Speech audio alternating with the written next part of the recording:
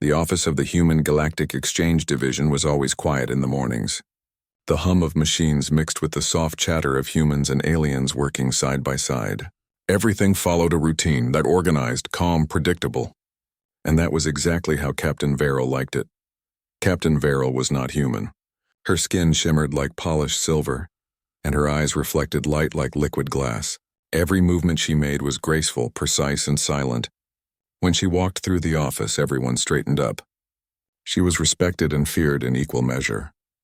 No one had ever seen her make a mistake. No one had ever seen her smile either.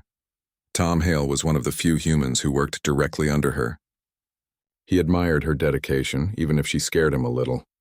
Verrill didn't talk much, but when she did, her voice carried a strange softness. Calm but strong, like the sound of rain before a storm.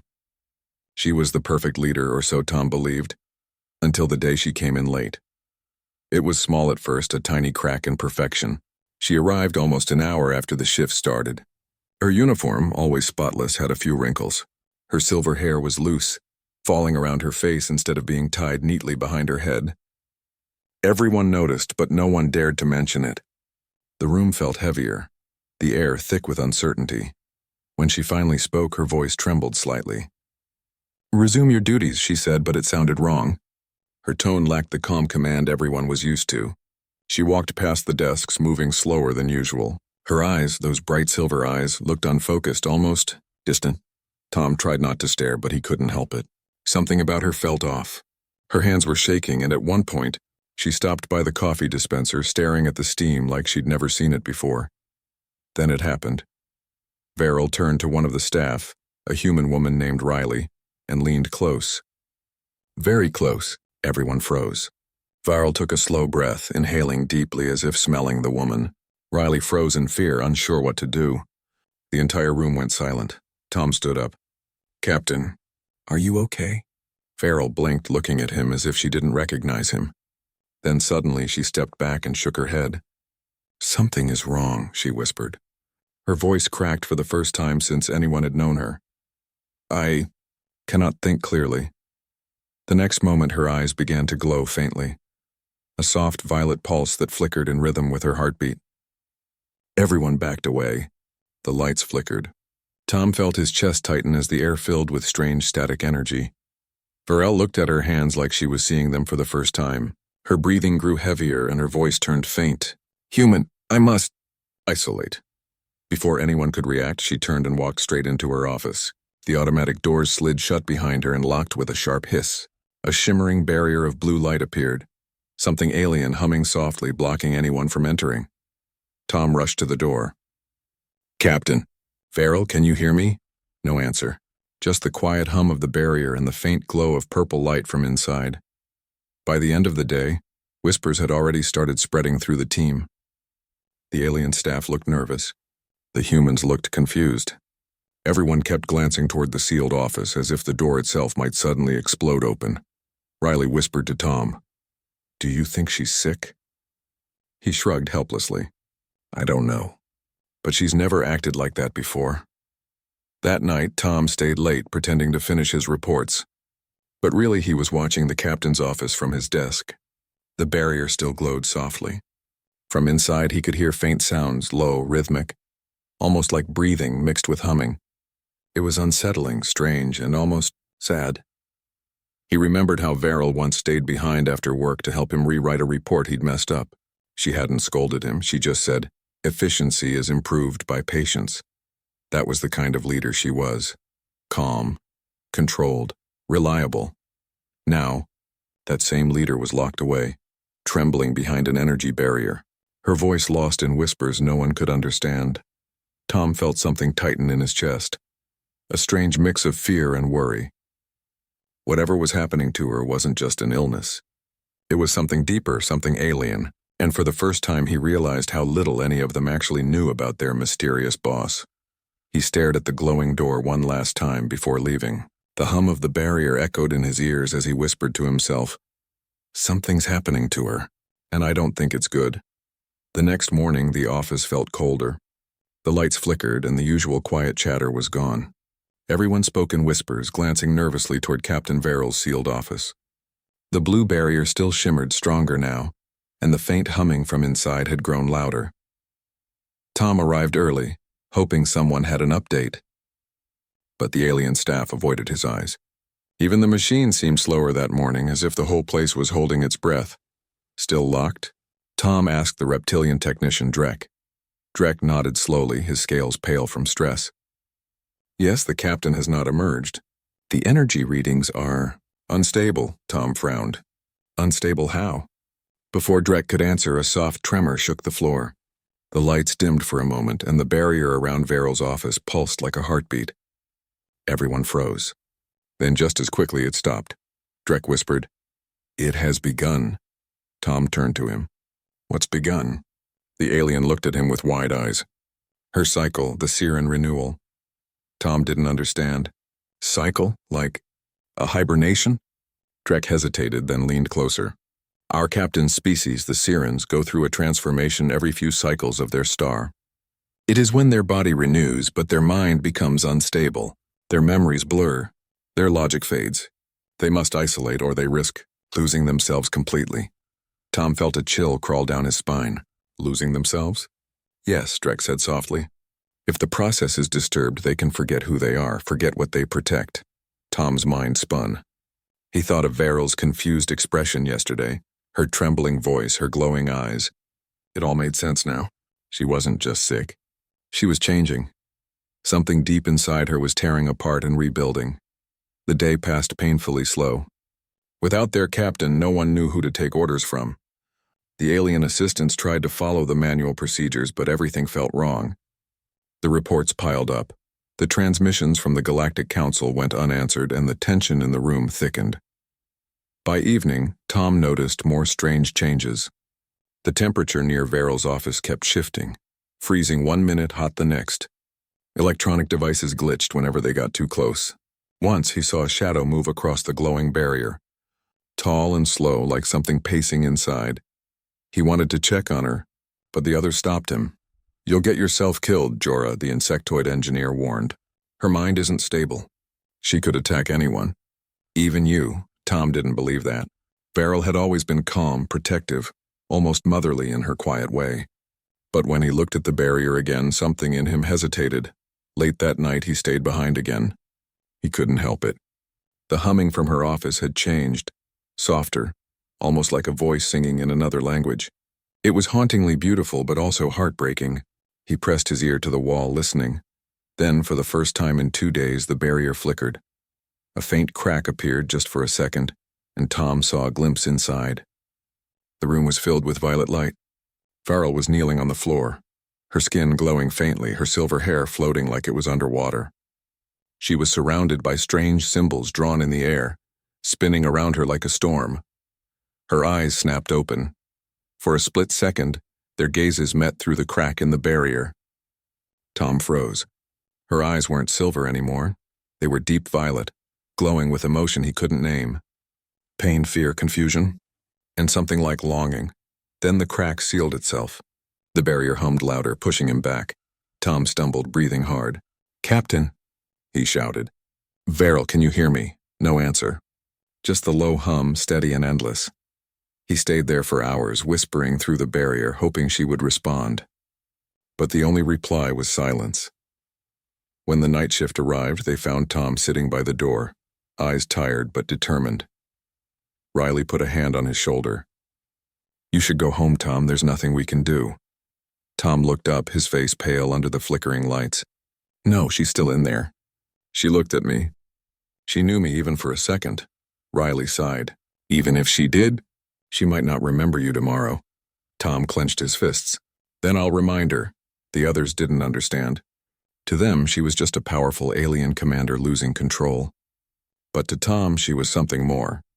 A leader who had cared for her team, who once saved him from losing his job, who taught him what strength meant without ever needing to raise her voice. Now she was trapped inside her own mind, fighting something no one could see, and Tom made himself a silent promise he wouldn't let her face it alone. By the third day, the office didn't feel like an office anymore. It felt like a waiting room for disaster.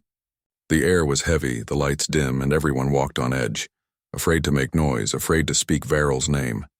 Even the sound of typing felt too loud. Tom sat at his desk staring at the sealed door of the captain's office. The glowing barrier still hummed softly, pulsing like a heartbeat. But every few hours it changed color, from blue to purple to white, as if reacting to whatever storm was happening inside. The alien staff avoided looking at it. Some refused to come near that side of the room. The humans whispered among themselves, scared but curious. Around noon, another tremor shook the building. Paperwork fell from shelves and the ceiling lights flickered wildly. A sudden wave of heat rolled through the room, followed by a chilling cold. The energy field around Veryl's office flared bright and sent a pulse through the walls that made everyone's skin tingle. "Is she?" Riley started to say, but a loud humming cut her off. The barrier pulsed again. Then, silence. Tom's heart pounded. He stood slowly, staring at the door. "Something's changing," he whispered. And then, with a soft hiss, the barrier vanished. Everyone froze. The office went dead silent. The door slid open, and Captain Veryl walked out. But she didn't look like the woman they knew. Her silver skin glowed faintly, her hair drifting as if moved by an invisible wind. Her eyes were bright violet, glowing softly, too bright, too strange. She moved slowly, like she was walking in a dream. The entire staff stepped back, their fear almost visible. "Captain?" Tom whispered. Veryl turned her head toward him. For a moment he thought she recognized him. But then she spoke. Her voice was distant, trembling, filled with confusion. "Human. Remind me, what is my purpose here?" Tom's throat went dry. You're the head of the exchange office. You run this station." She tilted her head, frowning like a child hearing a strange word. "Run. Station," she repeated softly. Then her voice broke. "I remember the stars, the battles, the silence. But this place, I don't know it." Tom took a cautious step forward. "It's okay. You've been going through something. A cycle, right? You just need rest." Her eyes flashed brighter. "No," she said sharply. "Rest is for the dying. Renewal is survival." The walls trembled again. Loose papers flew off desks. The lights flickered. The alien staff cried out in fear. "Captain, please," Tom shouted. "You're scaring everyone." Veryl looked around the room, her face twisted with confusion and pain. "Fear. Smell fear. I caused this?" Her voice cracked. For a moment, Tom saw it. The same quiet leader who used to fix everyone's mistakes, who once laughed softly when he spilled his coffee. But then the glow in her eyes deepened and she looked away. "I must isolate again," she whispered. "I will harm what I protect." Before Tom could stop her, she raised her hand. The air shimmered and the barrier reformed, sealing her inside once more. The light pulsed brighter this time, angry, chaotic, unstable. Jorah, the insectoid engineer, rushed to the control panel, scanning the readings. "Her energy levels are spiking. If this continues, she could overload the entire power grid." Riley grabbed Tom's arm. "We have to shut it down before she destroys the building." Tom pulled away. "No! If we interfere, we might hurt her. You'll hurt everyone if you don't." Riley shouted back. The argument stopped when a deep sound echoed through the walls. Not a mechanical noise, but something alive. A cry, low and trembling, filled the air. It was Veryl. It wasn't the sound of anger. It was pain. Tom froze. "She's suffering," he whispered. "She's fighting it." Jorah looked at him with fear. "You cannot help her, human. This is not a human illness. She must survive it alone or she will never be whole again." Tom didn't answer. He stared at the glowing office, his fists trembling. Every instinct in him screamed to run, to leave her alone like everyone said. But something in his heart refused. He remembered her words from months ago, when a human worker had made a serious mistake during an interplanetary report. Everyone thought they'd be fired. But Veryl had just said, "Weakness is not a flaw. It is the reason strength exists." She believed that once. Now she was drowning in her own weakness, and no one was reaching out to save her. As the light from her office grew brighter, Tom whispered to himself, "If no one else will help her, then I will." He didn't know how. He didn't know what would happen if he tried. But deep down he knew one truth about humans. When someone they care about is breaking, they don't walk away. He sat back at his desk, watching the flickering light, his heart heavy but steady. The next time that door opened, he promised himself he'd be ready. The next morning, the office was no longer just quiet, it felt broken. Half of the alien crew didn't show up. Those who came refused to work near the captain's quarters. The energy barrier still pulsed with strange light, humming louder with every hour. It cast violet shadows across the floor, making the walls seem alive. Tom hadn't slept all night. He sat at his desk, eyes red, fingers trembling from exhaustion. Every time he closed his eyes, he saw her, Captain Verrill, standing in the glowing storm, her voice trembling with confusion and pain. He couldn't shake the sound of her words. Human. Remind me, what is my purpose here? That single question haunted him. It wasn't just confusion, it was fear. She was fighting to remember who she was, and no one was helping her. When Tom walked into the break room, he found a small group of alien staff whispering nervously. The insectoid engineer, Jorah, was pacing back and forth, his claws clicking against the floor. Drek, the reptilian tech, had his arms folded, tail twitching nervously. She's destabilizing faster, Jorah said. If her cycle continues like this, the energy inside her could tear this station apart. So what do we do? One of the humans asked. Nothing, Drek replied. We wait, or we leave before it's too late. Tom slammed his hand on the table. You can't just leave her. Everyone turned to him. Drek hissed softly. Human, you don't understand her species. When a Siren enters the final phase of renewal, they become something else. They forget loyalty, emotion, duty. If she sees you, she might destroy you without knowing it. Tom's voice softened. Maybe, but maybe she won't. Riley looked at him with tired eyes. You can't fix her, Tom. This isn't a human problem. You can't just talk someone out of a transformation. Tom stared at the glowing light down the hall. Maybe not. But someone has to try. They didn't stop him this time. Maybe they were too afraid. Maybe they'd already given up. Tom spent the next few hours gathering what he could. Small tools from engineering, a portable energy regulator, and a handheld EMP device used for resetting alien tech. He laid them all out on his desk and started sketching a rough plan. He wasn't a scientist or a soldier. He was just a clerk.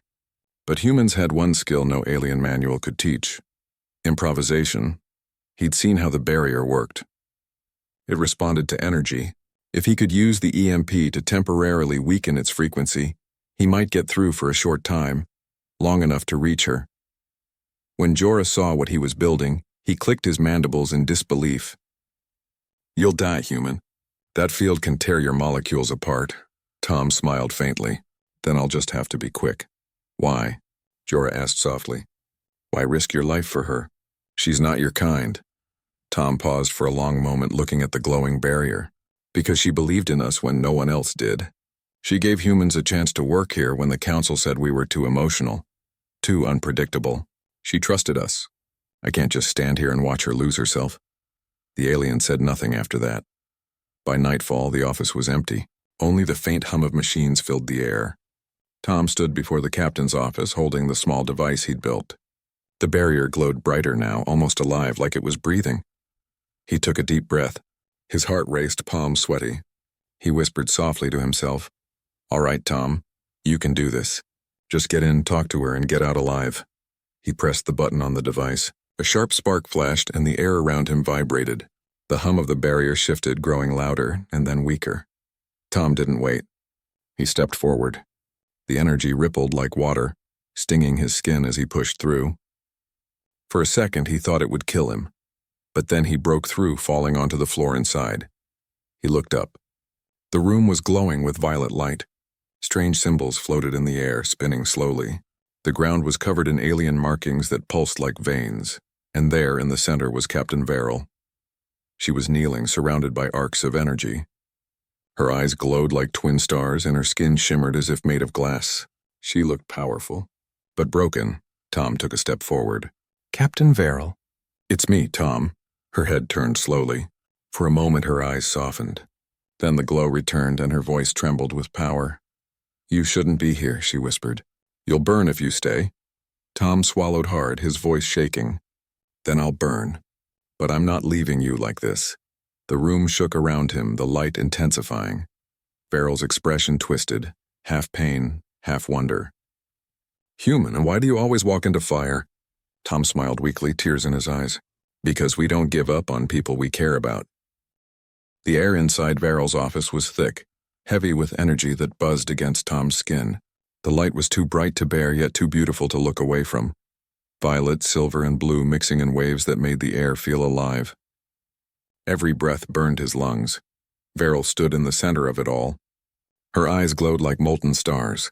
The soft hum of alien power filled the room, pulsing in rhythm with her heartbeat. She looked otherworldly, not like a person but a force of nature. Tom took a shaky step forward. "Captain," he whispered, "can you hear me?" Her head turned slowly toward him. "Human," she breathed, voice distant and layered like several voices speaking at once. "You came inside the storm?" Tom nodded weakly. "I had to. You're hurting, you're changing." She looked at her own hands, glowing faintly, trembling. "My body renews. My mind fractures. I can feel every memory tearing apart."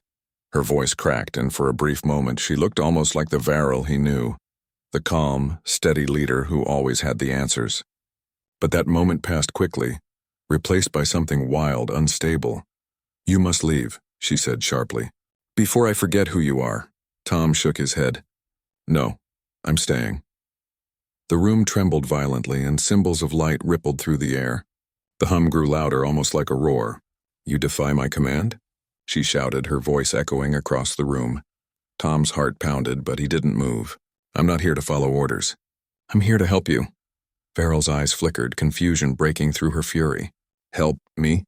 "Yes," he said, stepping closer, fighting against the heavy waves of energy. "You once said weakness isn't a flaw, that it's the reason strength exists. You believe that, but now you're letting your own weakness consume you." Her face softened for a second, like a small light flickering in a storm. "I remember saying that." "To you," Tom smiled faintly. "Yeah, you saved me that day." But then the storm surged again. Varel clutched her head, crying out. The lights flared so bright that Tom had to shield his eyes. The walls shook, and a wave of force knocked him off his feet. "Get out," she screamed. "You'll die." Tom struggled to stand. Blood ran from a cut on his arm, but he didn't care. "I won't leave you, Captain," he shouted through the noise. "You're not alone in this." For a moment the light dimmed. Varel looked at him, her breathing heavy. You humans," she whispered, her voice trembling. "Always clinging, always reaching for what you cannot hold." "That's what makes us human," he said softly. "We hold on even when everything else tells us to let go." Varel fell to her knees, shaking. "I am losing myself, Tom. The memories, the feelings, they're slipping away. I can't remember my name. My purpose." Tom knelt in front of her. "Then let me remind you. You're Captain Varel of the Galactic Exchange Office. You brought peace between humans and your kind. You believed in us when no one else did. You taught us patience. You gave us a chance to prove we mattered." Her lips trembled. "I remember fragments. Stars, battles, pain. Remember the small things too," Tom whispered, tears in his eyes. "Remember the coffee you tried once and hated. The laugh you didn't want anyone to see. The night you stayed late fixing my mistake." Her eyes widened slightly. "You may remember these?" "Every one of them," he said. "Because they're you. Not the commander. Not the alien. Just you." The energy storm flickered again, weakening for a moment. The floating symbols dimmed. Varel's glow softened, her expression torn between pain and peace. But then something deep inside her seemed to break. Her voice cracked as she whispered, "If I remember, I will feel. If I feel, the pain will return." Tom smiled sadly. "Then feel it. That's what makes you alive." The room exploded in light once more. A powerful shockwave threw Tom backward. He hit the floor hard, gasping for air. Everything was spinning, but through the haze he saw her. Varel, standing tall again, surrounded by a halo of light. Her voice echoed softly, almost like a whisper in the wind. "Human, stay with me." Tom forced a smile through his pain. "Always, Captain." And then everything went white. He felt the warmth surround him. Not burning this time, but soft and peaceful, like sunlight breaking through a storm. For a moment there was no sound, no fear, no pain, just light and memory. And in that light Tom felt her hand reach out, in strong, steady, familiar. When Tom opened his eyes, he wasn't in the office anymore. The air was calm, glowing with soft golden light. The floor beneath him wasn't solid. It shimmered like water, reflecting endless skies filled with drifting lights. It was beautiful and strange. He stood slowly, realizing he wasn't alone. Around him were images like ghosts made of light, moving scenes frozen in time. He saw Varel as a child, her eyes bright and curious, standing under alien stars. He saw her people, tall, graceful beings with skin that shimmered like starlight. They spoke in a language that hummed in his bones. Then the scenes shifted. The lights turned red. He saw war. He saw fire in the sky. He saw Veryl kneeling beside a fallen friend, her face cold with grief. Tom's chest tightened. Even in memories, her pain felt real. Where am I? He whispered. A soft voice answered from behind him. Inside me, he turned, and there she was. Veryl stood a few feet away, dressed in the uniform she always wore at work, but her eyes glowed faintly, calm now, not storming. She looked almost peaceful. You came too far, she said quietly. You're inside my cycle. My renewal is not just of body, it's of mind and memory. Tom took a step closer. So this is your memories? She nodded. When my kind renew, our memories scatter. We must rebuild who we are by walking through them again. But you should not be here. This place was not made for a human mind. Tom smiled softly. Guess I've always been bad at following the rules. Veryl tilted her head, almost smiling. That you have. They walked side by side through the glowing landscape. Around them, memories flickered. Veryl commanding her first ship, signing a peace treaty with trembling hands, standing alone on a vast alien desert staring at the stars. Each memory that passed seemed to make her weaker. Her glow dimmed slightly, her steps slowed. You're fading, Tom said worriedly. I'm remembering too much at once, she whispered. Every choice, every regret, it's all coming back. My people call it the Sea of Souls. If I drown in it, I will forget everything again. Tom clenched his fists. Then I'll pull you out. She looked at him sadly. You cannot fight memory, human. It's not a storm you can punch through. Maybe not, he said softly. But I can remind you why you need to keep swimming. They stopped before another vision. Veryl stood in a human office, the first time she met her Earth team. Tom saw himself, awkwardly shaking her hand, nervous and unsure. Veryl watched the memory with wide eyes. You were so young, she murmured, so fragile. Yet you smiled at me. Even when you feared me, Tom nodded. You didn't know it then, but that smile was me trying to say, I trust you. She looked at him, her eyes trembling. Why trust something you did not understand? Because you looked like you were trying to understand me. Something flickered in her. Warmth, pain, emotion. She looked away, blinking fast. Humans, you confuse me. You make meaning from weakness, maybe, Tom said gently. But it's what makes us hold on. You taught us that. The light around them began to ripple. The memories started collapsing into one another. Battlefields melting into quiet offices. Alien skies blending with human laughter. The sea was breaking apart. Veryl staggered, clutching her head. It's starting again. I'm losing control. Tom reached for her hand, but his hand passed through her like mist. She looked at him in horror. You're fading. Your body can't stay connected here. You'll die if you don't leave. I'm not leaving you, he said, even as his voice shook. Not when you're fighting to remember. Her eyes filled with tears, real ones shimmering like tiny crystals. Tom, you don't understand. If I fail this cycle, I'll lose my memories of Earth. Of you. I'll wake up as someone else. Tom's throat tightened. Then I'll just have to remind you again. She smiled weakly. You would, wouldn't you? The light around them cracked like glass. The world started falling apart, pieces of her memories breaking into shards of color. Veryl screamed, holding her chest as her body flickered. Tom ran to her, wrapping his arms around her even as his own form began to fade. You're not alone, he whispered. I'm here. I'll stay until you remember who you are. Veryl trembled in his arms, and for one heartbeat everything stilled. Her eyes met his, clear, bright, and alive. Tom, she whispered, voice soft as starlight. You humans. Your hearts burn like suns. And then everything went dark. Tom felt himself falling through light. Through silence, through nothing. Before everything vanished, he heard her voice one last time, gentle, certain, and filled with something he had never heard before from her. Thank you. For reminding me how to feel. Then the sea swallowed him whole. Tom woke up to the sound of soft humming. It was faint, like a lullaby carried by the wind. His body ached, his throat was dry, and when he opened his eyes, the world around him was white and calm. He was lying on a medical bed in the Galactic Office Infirmary. Machines hummed quietly beside him, lights blinking in slow rhythm. For a moment, he thought it was all a dream. The light, the storm, the sea of souls. But when he looked at his hands, he saw faint glowing marks. Like gentle burns in the shape of her symbols, he remembered everything. "Varel," he whispered, sitting up. The door opened with a soft hiss. A familiar figure entered, tall, graceful, with silver-blue skin that shimmered faintly under the lights. Varel, but she looked different now. Her eyes no longer glowed wildly. They were calm, warm, filled with something human. She wore a simple robe, not her uniform. For the first time, she looked free. When she saw Tom awake, she stopped in the doorway. The silence stretched between them like a fragile bridge. "You survived," she said softly. He smiled weakly. "You sound disappointed." Her lips curved, not quite a smile, but close. "I am relieved and grateful." She walked closer, her steps light, careful. Tom could see the faint shimmer of her energy, but it no longer felt dangerous. It felt alive, balanced.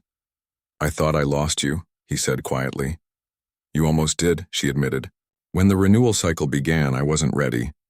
I fought it, and in fighting it, I almost destroyed everything, including myself." Tom studied her face. There was sadness there, but also peace, the kind that comes after a long storm.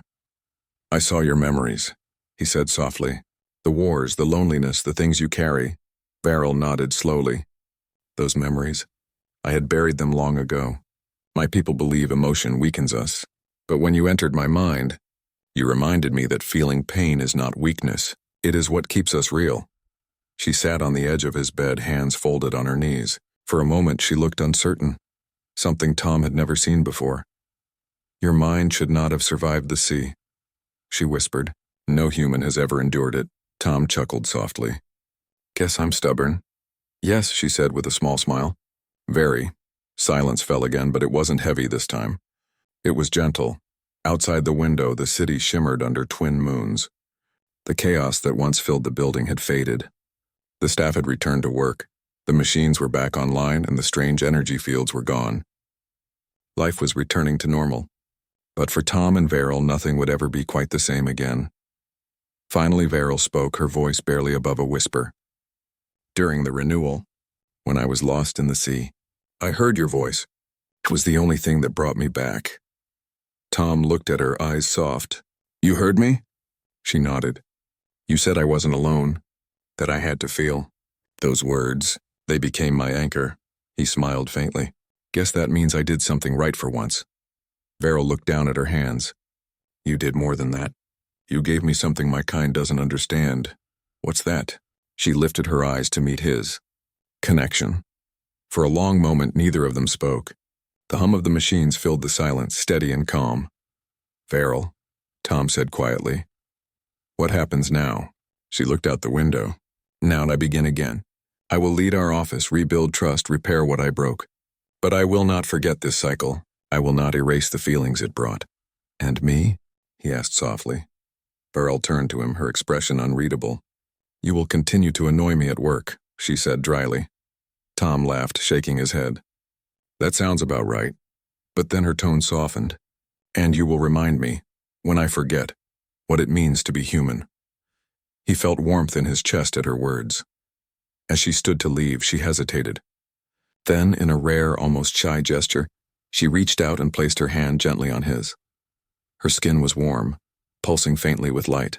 "Thank you, Tom," she said softly, "for walking into my storm." He looked up at her and smiled. "Any time, Captain." Varel's eyes softened, and for a heartbeat the air between them shimmered, not with chaos, but with quiet understanding. When she finally left the room, Tom leaned back against his pillow, staring out at the stars beyond the window. The sky looked peaceful now, like the universe itself had exhaled. He smiled to himself. Humans, he thought, were never meant to walk through storms made of light. But sometimes they did. And when they did, even the stars learned what it meant to feel.